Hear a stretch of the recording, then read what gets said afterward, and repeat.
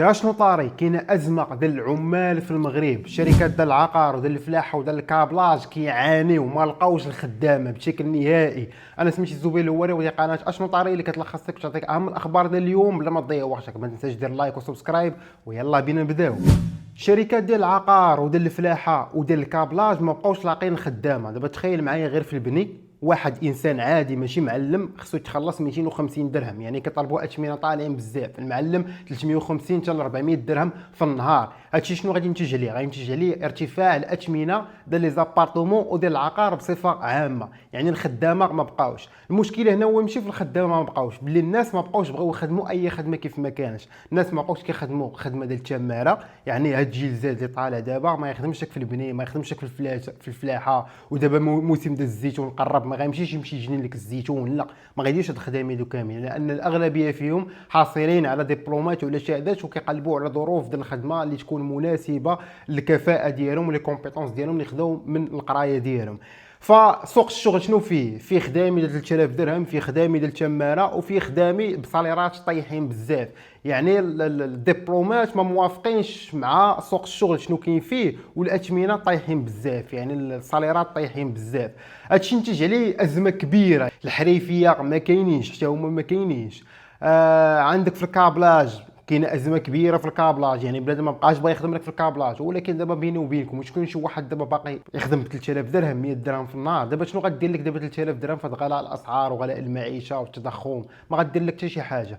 دابا المغرب حاليا كيعاني من واحد ازمه كبيره ديال العمال. الناس ما لاقينش الخدامه، كيلتجئوا غير الافارقه. دابا الافارقه اللي غادي يجيو هما اللي غادي يبداو يخدموا ب 3000 درهم 3500. هما اللي غيخدموا 12 13 ساعه. يعني واخا ما غتوفرش لهم داك الظروف ديال الخدمه المناسبه، ولكن هو راه جاي من واحد الدوله فقيره غير هارب منها، راه اي حاجه عطيتها ليه راه غادي يقبل بها وغادي يحضر الراس. هادشي كيخلي المغرب انه ينتج عليه البطاله. يعني كاينه البطاله وفي نفس الوقت كاينه فرص ديال الشغل، ولكن داك فرص ديال الشغل الظروف ديالها ماشي هي هذيك. فالمغرب وصل حاليا في نسبه ديال البطاله 9.3%، وانا كنقول باللي هذا الرقم راه كاين اكثر منه بزاف، لانه راه غير هذه السنه هذه حنا ندوي غير على في القطاع الصحي فقط. يعني تخرج 7000 ممرض وممرضه باقين حاليا كيعيشوا في البطاله، و1500 من داك العام اللي فات 8500 واحد غير من الممرضين كيعانيو من البطاله وشمول، يعني ما لاقينش خدمه.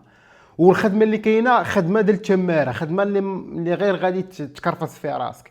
قولوا لي انتم شنو الراي ديالكم في هذا الشيء؟ والى المغرب بقى مستمر بنفس الوتيره وبنفس الطريقه هذه، يعني فين غادي نخرجوا؟ غادي نقدروا، انا في النظر ديالي غادي ندخلوا في واحد ازمه كبار من هذه بزاف. مجموعه الفناير زبلوها مع المغاربه، خرجوا واحد الاغنيه سميتها مروكيه. ومروكيه بالنسبه للمغاربه عندها واحد مفهوم سلبي كيستخدموها الجزائريين فاش كيسبوا المغاربه.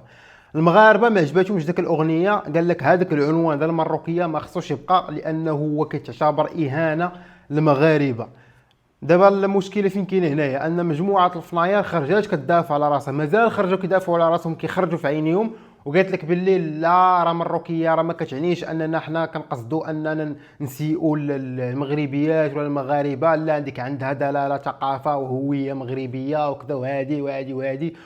ومشكله اكبر في هذا الشيء هو انه معاهم واحد الموزع موسيقي اللي هو جزائري، وكاين بعض النظريات وبعض الاخبار اللي كتقول لك باللي هو اللي اختار العنوان ديال الموسيقى باش انه يسيء المغاربه. ومجموعه الفناير كتنكر هادشي، قال لك هذاك خونا ما عندوش علاقه لا بالكلمات لا بالعنوان ديال الاغنيه. هذاك الموزع الموسيقي مكلف غير بالتوزيع الموسيقي فقط لا غير. فمجموعه الفناير مغاربه كانوا كينتظروا منهم على انهم يعتذروا ولا انهم يحيدوا ذاك العنوان ولا يحيدوا ذاك الموسيقى، ولكن مجموعه الفناير جات كتدافع على راسها. المغاربه ما عجبهمش هذا الشيء وزادوا غير الطين بله، زادوا غير المغاربه زادوا تعصبوا عليهم. فمجموعه الفناير حنايا كنا كنتبعوكم من كنا باقيين صغار، ديك الحنه والاغاني ديالكم زوينين، اشنو طرا لكم حتى وليتوا بحال هكا؟ حنا ما فهمناش. قولوا لي نتوما شنو الراي ديالكم في هادشي. مع قربات الانتخابات بدا كيبان شويه الدغل. جهات الدار البيضاء سطات وواحد المشاريع اللي كانوا متوقفين واحد المده طويله، ولكن فاش قربوا الانتخابات بدات الوتيره كتسارع، ولاو كيخدموا وبداو كيبنيو وبداو كيجادوا في البنيه التحتيه. السلطات المحليه ديال مدينه الدار البيضاء فتحت ابحاث اداريه وكتبحث على شنو هو السبب ديال انه هاد المشاريع وهاد الكونطرات اللي كانوا متوقفين واحد المده طويله، ولكن غير قربوا الانتخابات بداو كيجدوا في المشاريع وبداو كيجدوا في البنيه التحتيه. فهذا كيبين على ان المسؤولين ديال هذه المنطقه عندهم مصالح شخصيه، ما مهتمينش هما، ما هازينش المسؤوليه ديال المواطن المغربي على انه يعيش واحد الظروف مزيانه وقادوا له البنيه التحتيه، بل هما عندهم غير مصالح شخصيه. فاش قربوا الانتخابات بداو كيتحركوا، فاش غادي يصيروا انتخابات وغادي يعاودوا ينتخبوا عليهم شنو غادي يطرق؟ غادي يعاودوا عاوتاني ينعسوا.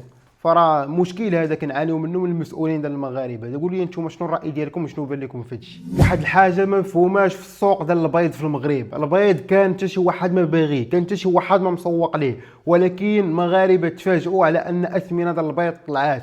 هذوك الناس اللي خدامين اللي محتكرين السوق ديال البيض قال لك ان السبب ان البيض ارتفع عليه الثمن هو بسبب عيد المولد النبوي ولا ذكرى مولد النبوي.